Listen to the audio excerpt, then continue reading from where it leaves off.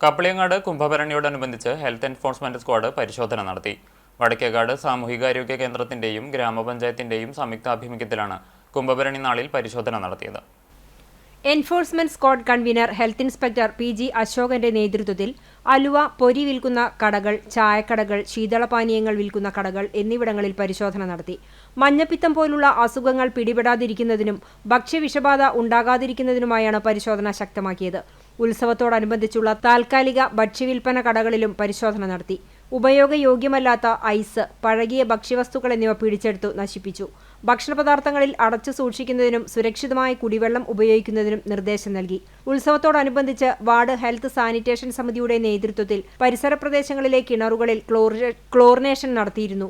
ദേവസ്വം വിളിച്ചു ചേർത്ത ഉത്സവാഘോഷ കമ്മിറ്റികളുടെ യോഗത്തിലും ജൂനിയർ ഹെൽത്ത് ഇൻസ്പെക്ടർ പങ്കെടുത്ത് നിർദ്ദേശങ്ങൾ നൽകിയിരുന്നു.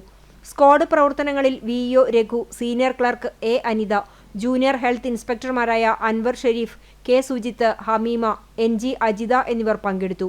ഭരണിയോടനുബന്ധിച്ച് നടത്തുന്ന ഭക്ഷണശാലയും കലവറയും സ്ക്വാഡ് പരിശോധിച്ചു.